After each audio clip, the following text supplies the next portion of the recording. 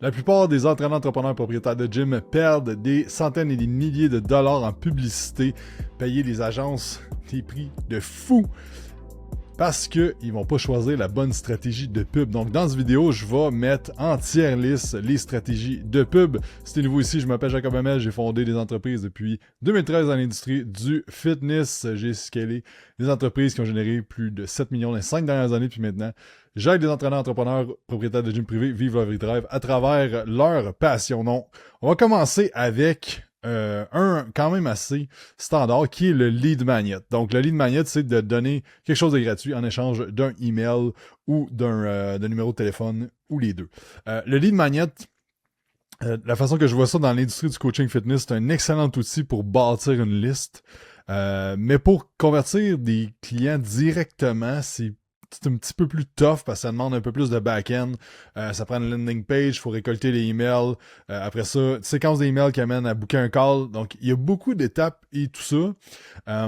Par contre, nous, c'est de quoi qu'on utilise depuis des années, qui a tout le temps amené du monde, mais sur le moyen long terme. Donc, c'est pour ça que je vais le mettre.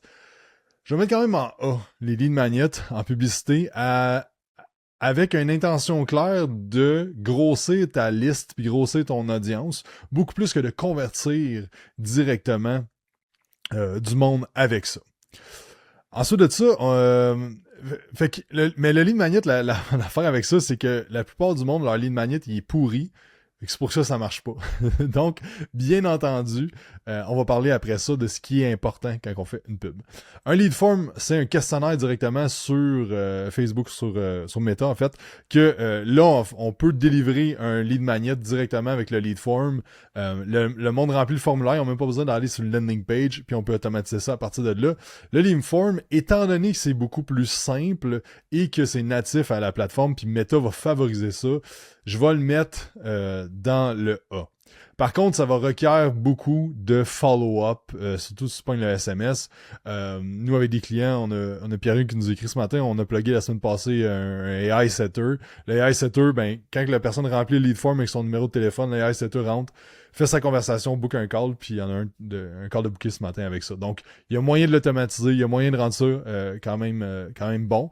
On a beaucoup de volume de lead avec ça. Par contre, la qualification, des fois, est un petit peu moins là. Il y a une façon de faire à poser plus de questions dans le questionnaire, mais ça peut être une bonne... c'est intéressant. Justement, on le roule avec quelques clients. Des lead forms. Super bon des lead forms pour du monde qui ont des gyms. On a deux gyms, en fait, qu'on fait ça. Un à... ça arrive ça de Montréal, je me souviens plus, puis un au Saguenay-Lac-Saint-Jean. Et on fait un lead form sur des essais du gym. Donc, essais gratuits sur des cours de ces deux gyms qui font du semi-privé de façon différente. Là.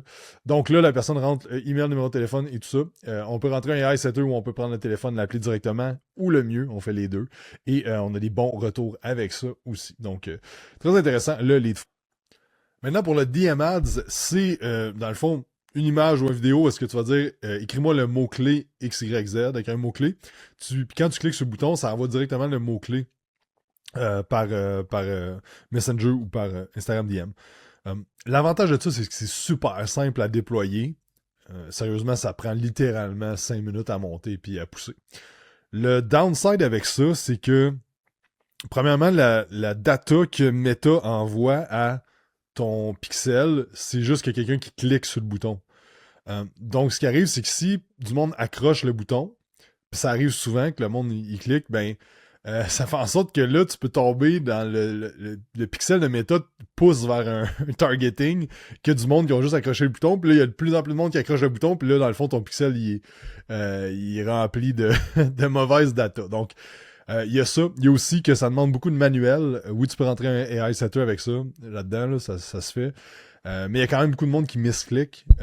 Mais c'est simple. Puis, ben, si tu as des setters ou tu as un AI setter ou tu as une équipe qui est plus... Ta business est plus axée sur la vente.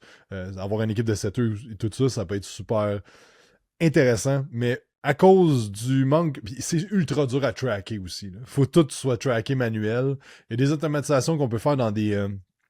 dans les CRM comme dans FitPro 360, on en a, mais le fait qu'il peut y avoir tant de misclics, c'est tough. Je vais mettre B quand même, ok, parce que c'est quand même bon, mais ah, je suis très potent. J'aimerais mieux faire un lead form que de faire un DM ads. Maintenant, puis des fois, on fait avec des clients, on roule des lead forms sous forme de DM ads, ça se fait, mais il y a un petit peu plus d'étapes à faire, fait que c'est bon. Passons au meilleur post boosté. Donc là, tu as un post qui a été plus de vues, plus de commentaires, plus de traction au niveau des vanity metrics, et là, tu te dis, ben, je vais le booster. C'est dans le D. C'est une des stratégies les moins efficaces. Parce que ce qui arrive, c'est que, dépendant c'est quoi le sujet de ton post, si c'est un sujet qui est très trendy, très léger, exemple, l'année passée, mon post le plus viral, entre guillemets, j'ai eu, pour moi c'est viral, là, 10 000 vues, là, 10-15 000 vues.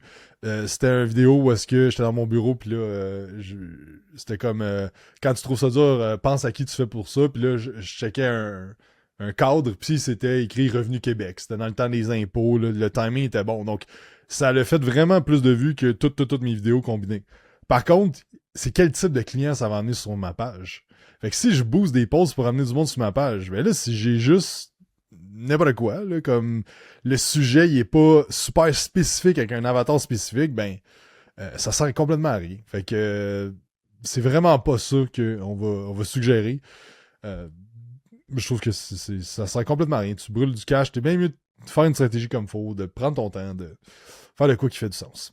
On va aller dans les challenges. Avec Quantum, c'était la stratégie qui a le plus bien marché. Je sais pas si on voit, mais on voit pas. Mais en arrière, j'ai une plaque de ClickFunnels pour 1 million US généré grâce au challenge, au défi 30 jours qu'on faisait. J'ai lancé mon premier en 2017. Puis le plus haut qu'on a eu 600 participants en 2022 ou quelque chose dans le même. Là. Donc, puis on convertissait environ 20% de ce monde-là dans du high ticket, du forfait qu'on avait. Et lui à 600, il y avait trop de monde. On n'a pas été capable de reach out à tout le monde. On n'était pas équipé pour gérer autant de leads. Là, mais, le challenge, dans le fond, ça, on parle du point de vue publicitaire. Donc, de faire la publicité pour un monde vers un challenge. Malgré que je trouve que que moi, personnellement, ça a été une des stratégies qui a fait en sorte qu'on a scalé, qu'on a passé de faire 250 000 par année à plus d'1 million juste avec la compagnie de coaching fitness. Ça a été principalement avec les défis. Là. On closait comme 60 clients one shot. C'était super bon. La seule affaire, c'est que le downside avec ça, c'est que la stratégie de challenge, il y a beaucoup d'étapes. Et à travers des années, mettons qu'on a fait peut-être 10-15, à travers 2017, ainsi de suite. Peut-être pas tant que ça, peut-être juste 10. Là. Mais on a vraiment, je peaufinais le process parce qu'il y a une grosse étape de marketing, mais une grosse étape de vente durant le challenge, une grosse étape de vente dans les Zoom calls que tu fais, dans les lives que tu fais avec le monde, dans le follow-up et tout ça. Donc, c'est un funnel qui est beaucoup plus complexe, qui demande beaucoup aussi d'énergie et de temps. Et c'est pour ça que je vais le mettre en B, parce que c'est quelque chose qui peut très bien fonctionner, mais surtout en 2026, il faut avoir un angle différent ou que ton brand soit très, très fort. Tu sais, comme nous autres, c'était vraiment un défi prise de masse. À le refaire présentement, je branderais ça un petit peu différemment parce que il y a plus de monde qui en ont fait. Les prospects sont plus sceptiques. Donc, mais c'est un excellent funnel, un excellent tunnel de vente à mettre de la pub dessus. Par contre, ben, ça demande des landing pages, ça demande des upsells, des downsells, des séquences d'emails automatisées, comme il y a beaucoup de stock à faire. On l'a roulé des fois avec des clients, mais c'est un projet en soi. Puis même Caro, maintenant, ce qu'elle fait dans notre équipe est rendu plus. Ben, graduellement, elle s'en va plus dans les opérations pour faire de la gestion de projet avec des clients. Justement, quand on part un challenge, bon, on a le process de A à Z qui a genre, tu sais, pour un challenge ou un webinaire, il y a comme 50 steps à faire pour le faire de façon optimale, puis vraiment étape par étape, on le décortique avec le monde. Donc c'est pour ça que on va mettre ça en B, parce que c'est complexe, ça fonctionne bien, mais c'est complexe. Au niveau du groupe gratuit, donc que ce soit un groupe school ou que ce soit un groupe Facebook, les avantages de ça, c'est que c'est comme un gros lead magnet, si on veut, parce que le monde va avoir un paquet de contenu, de la communauté, ainsi de suite.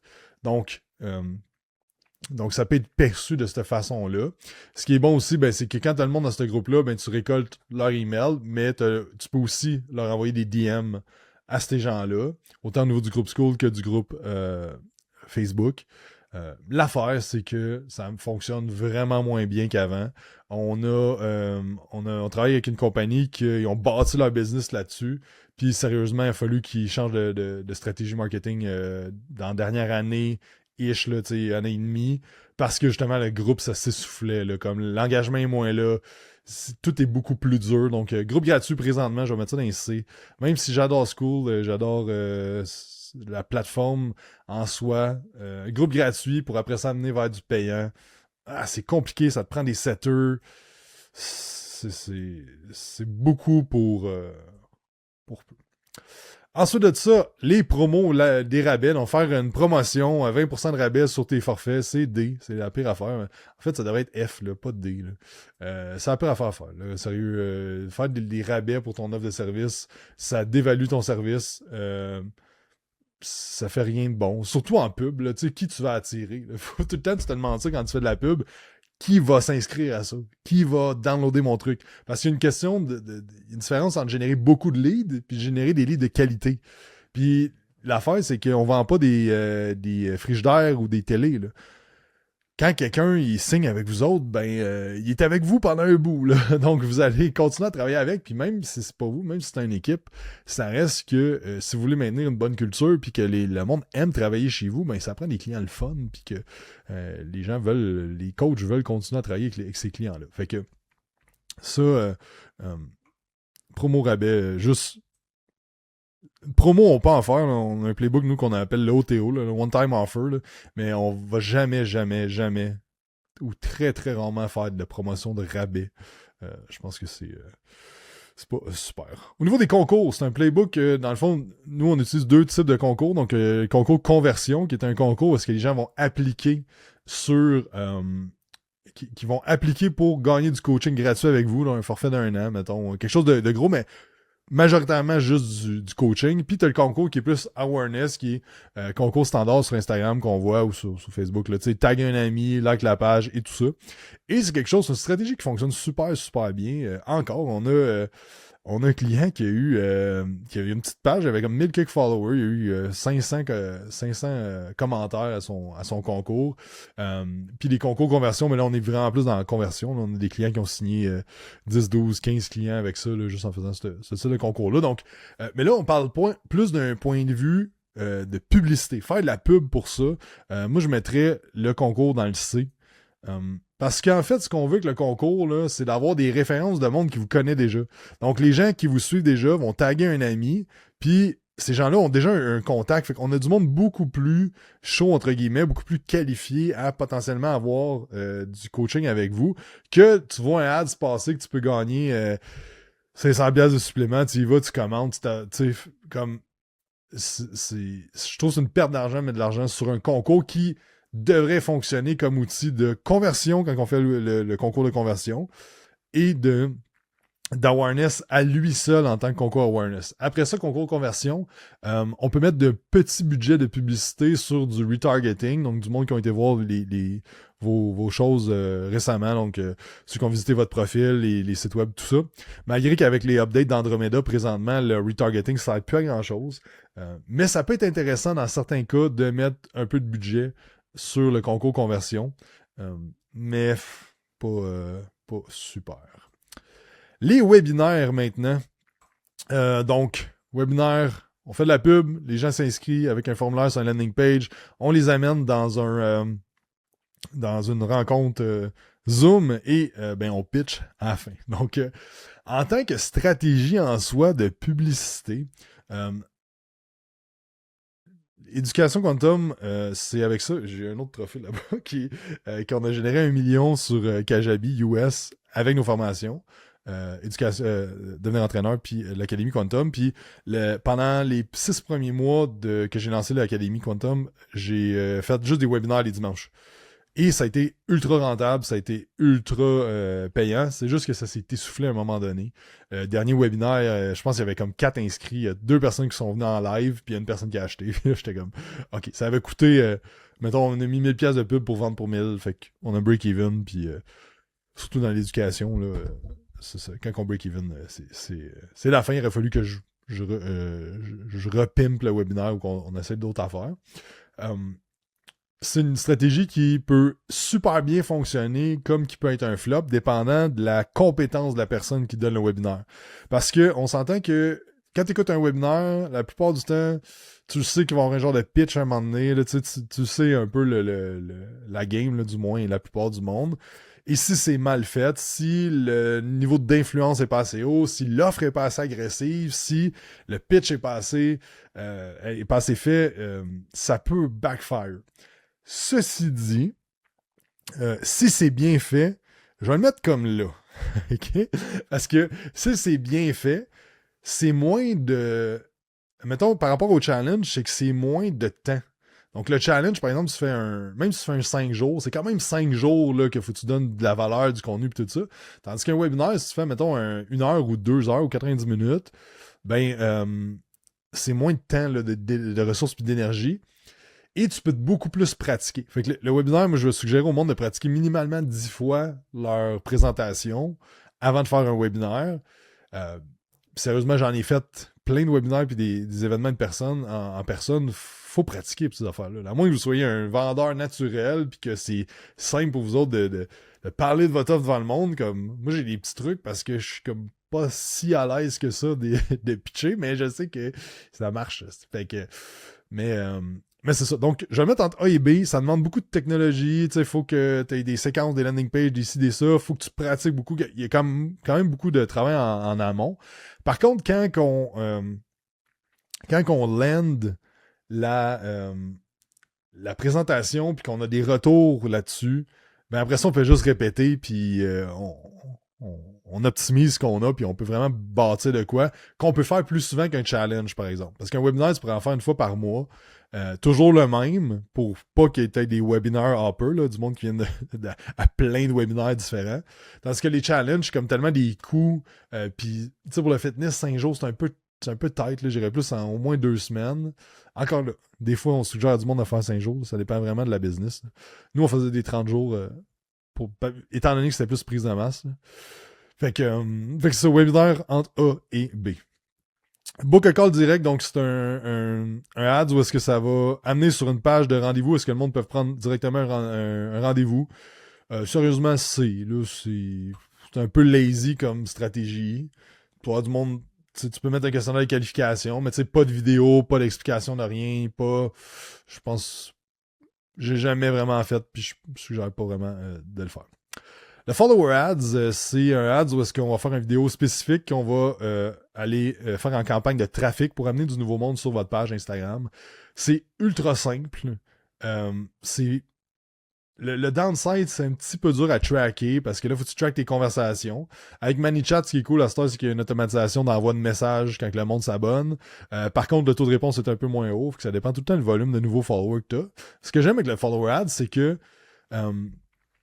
dans le fond, là, ce qu'il faut comprendre, c'est que quand on fait de la pub, là, c'est que on a une partie du monde que sont prêts à l'achat. Disons, il y a un 3 à 5%, mettons, on va dire 5% du monde, là, quand ils rentrent dans votre écosystème, là, ils se disent OK, j'ai un problème, ce coach-là a l'air ultra legit, il y a de la preuve sociale, let's go. Fait que, on voit que nos clients, là, souvent, là, on a des vraiment bons retours avec un follower ads, que le monde, les prospects s'abonnent, le message automatique s'envoie, la personne répond, le coach prend le relais, puis il DM la personne, tout ça, book en call, puis close un deal avec ça.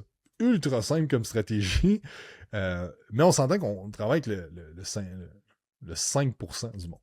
Là-dessus, mettons, tu vas avoir un 45%, là, pas 45%, on va... C'est plus 25%.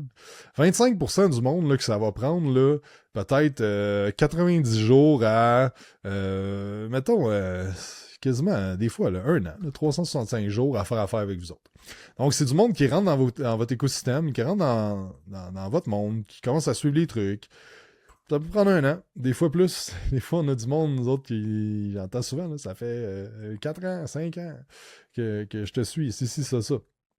Donc, c'est ça. Puis après ça, ben, on va avoir un autre. Le reste du pourcentage, là, ça fait quoi, là? Ça fait 30, ça fait 70%, là.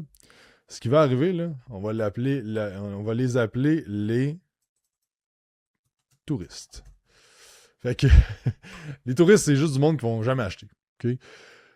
La réalité, c'est que quand tu fais un follow ads, c'est que tu amènes du monde que oui, on va convertir dans les 30 premiers jours, puis ça va être du 5% du monde, super gars, c'est super, puis on rentabilise le but, c'est d'avoir un retour sur investissement dans les 30 premiers jours, là, puis de pouvoir financer tes publicités. Donc, tu closes un client, tu peux remettre plus de ads, puis on finance la publicité puis l'acquisition de clients. Mais après ça, il ne faut pas oublier que avec le contenu convertisseur que tu vas faire, les stories, toutes les autres playbooks marketing autour de ça dans l'organique, ben là, tu vas aller chercher le 25% des gens qui ont le potentiel de devenir clients chez vous dans les jours qui suivent. C'est pour ça que j'aime bien rouler cette stratégie-là, parce que ça t'amène de la bouffe là, mais aussi, tu vas récolter plus tard ce que tu sèmes. Donc, Follow Ads, pour ça, pour la simplicité que c'est, pour l'impact sur le court terme et le long terme, je vais le mettre dans le A.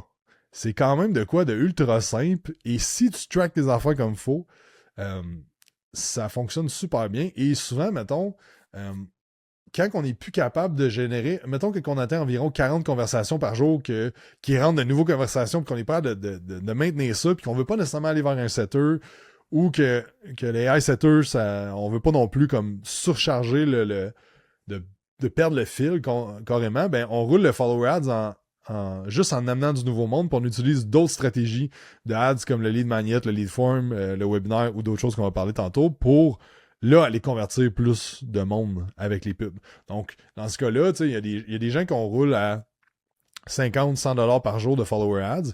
Il y a d'autres qu'on roule à 10-15$ par jour.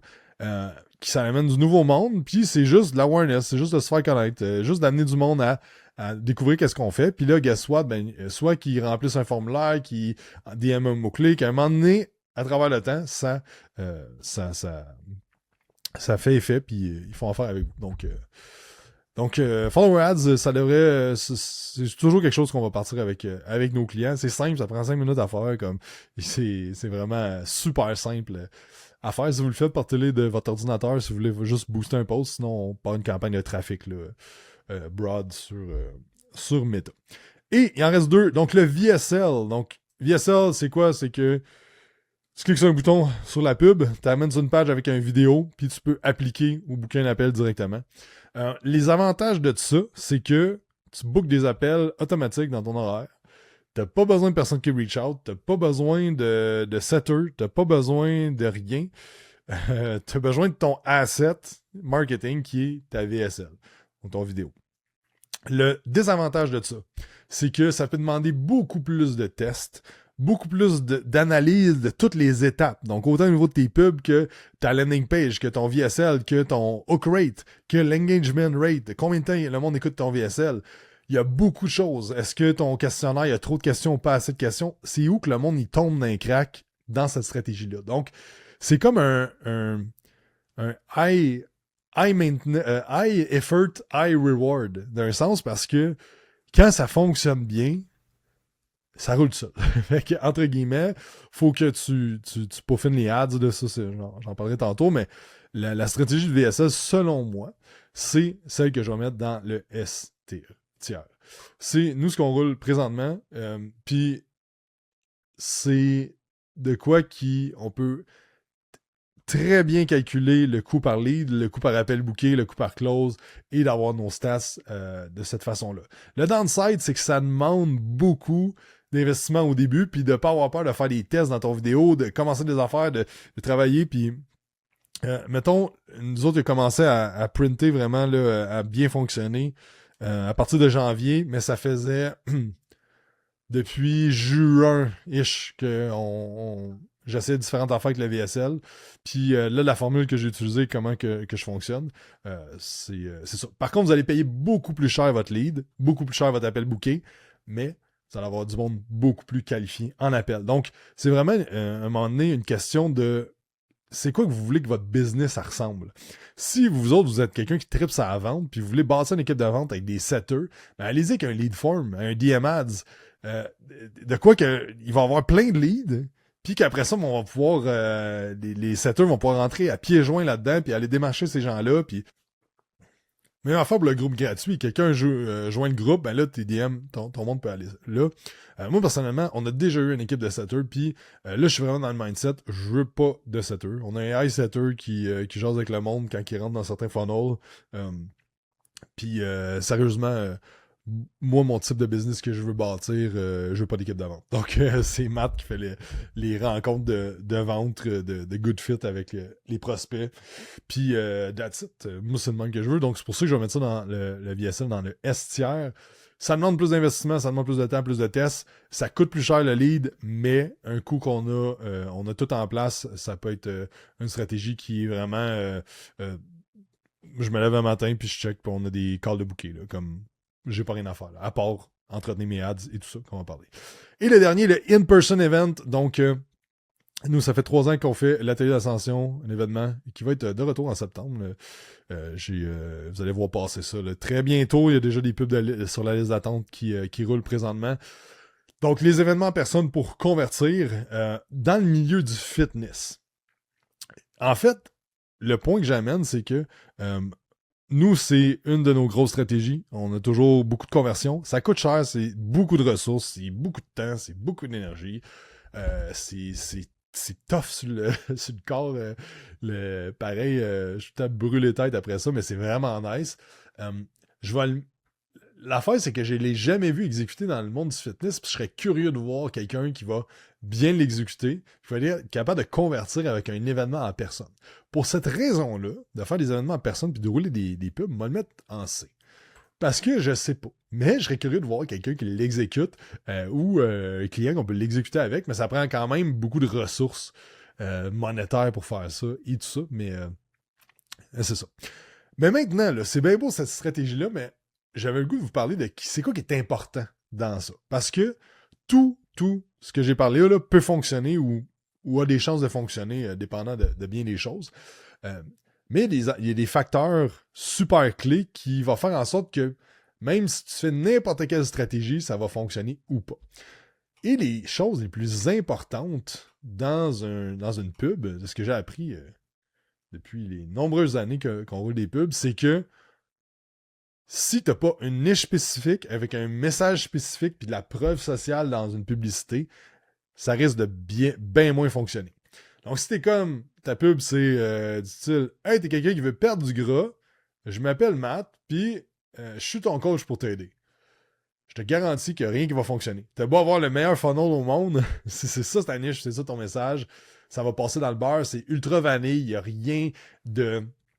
Il n'y a rien d'original, il n'y a rien de ça. Là, comme, il n'y a rien qui marche avec ça. Donc, le monde qu'on voit qui fonctionne le mieux dans nos clients, ils ont une niche ultra spécifique. Je pense à Marie-Lou qui travaille avec des mères de famille, qui elle-même est un role model pour ses clientes. Pardon.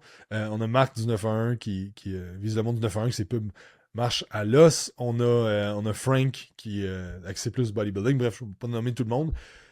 Tous ceux que ça fonctionne mieux, les pubs, c'est que le message est ultra clair, la niche est ultra claire, puis il y a de la preuve sociale qui punch dans le vidéo ou la photo ou le post, que ce soit un post statique ou un vidéo.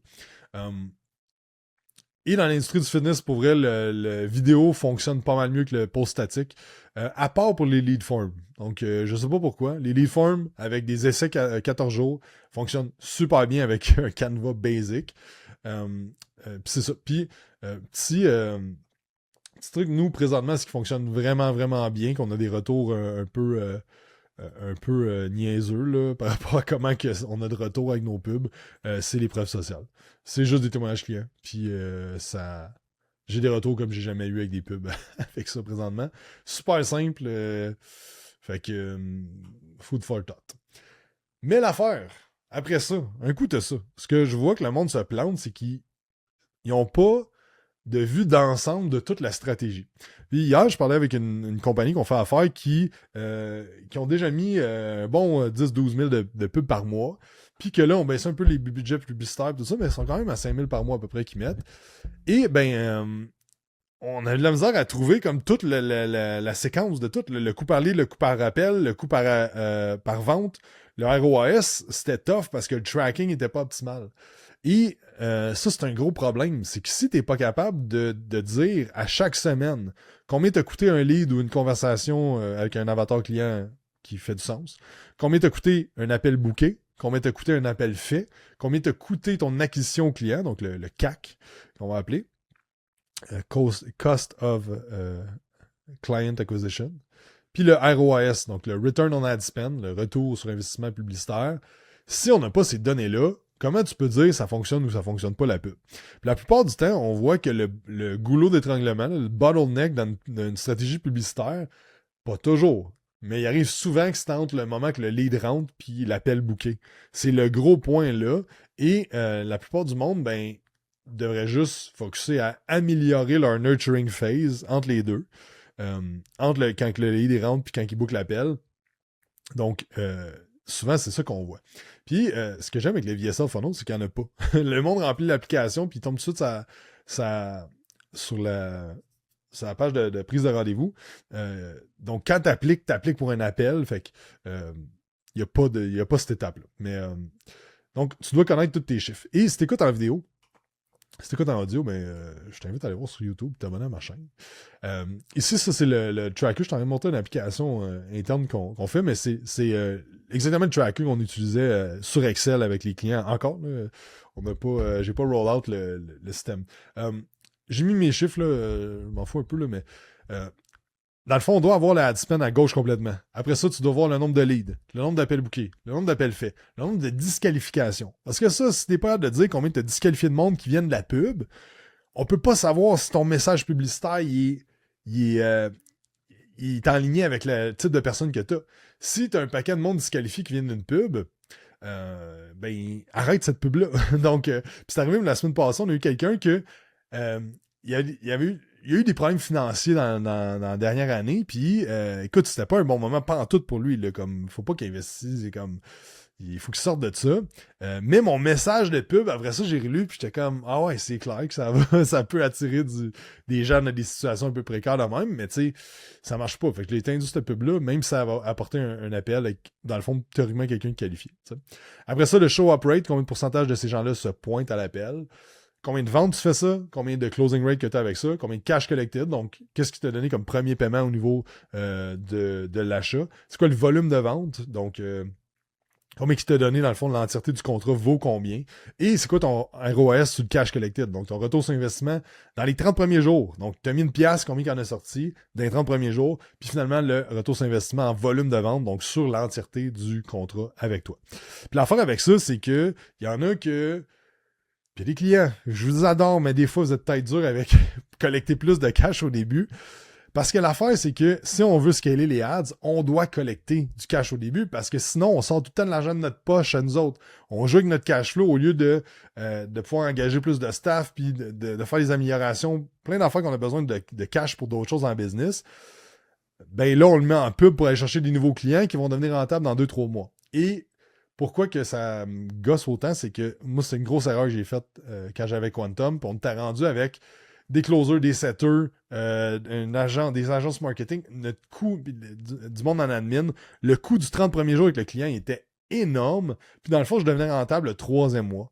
Fait que là, aussitôt qu'un client qui cancellait, mettons, après 2 mois, on perdait full de cash. Là, fait que, puis l'affaire, c'est d'être capable de financer ça. Puis peut-être que présentement, tu te dis, ouais, mais présentement, j'ai pas d'équipe, j'ai pas ci, j'ai pas ça. Pas grave. Ça va te permettre de mettre encore plus de budget publicitaire pour scaler plus vite, pour aider plus de monde, pour avoir plus de clients, ainsi de suite. Et au niveau des retours sur cash collecté de volume de vente, ce qu'on veut, c'est le baseline qu'on veut viser avec nos clients, c'est que le ROS sur le cash collected, il est de 3. Donc, à toutes les fois que tu mets une pièce, tu en sors 3. Et sur le cash collected, puis sur le volume de vente, il est de 5.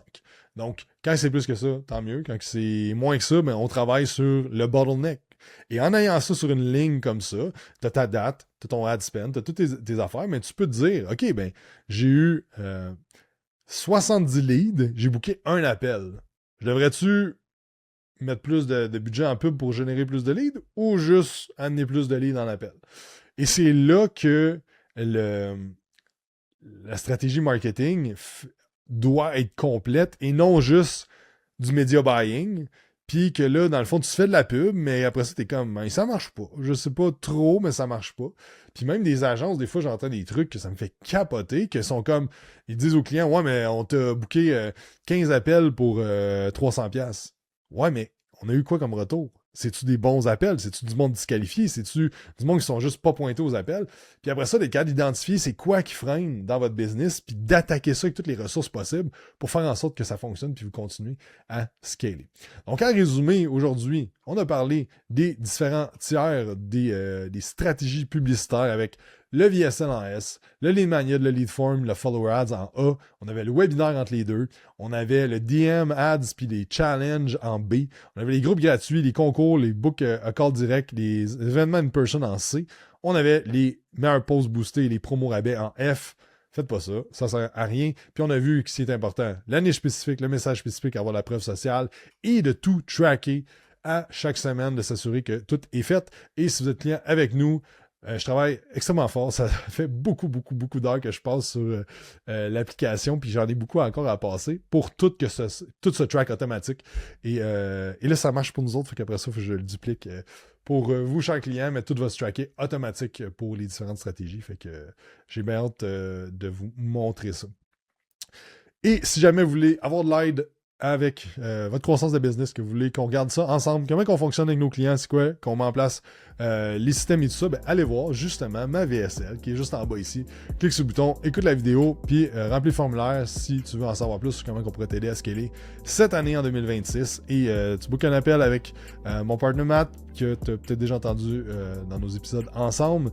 Et Matt va regarder avec toi c'est quoi tes enjeux, où est-ce que tu es présentement, c'est quoi tes objectifs.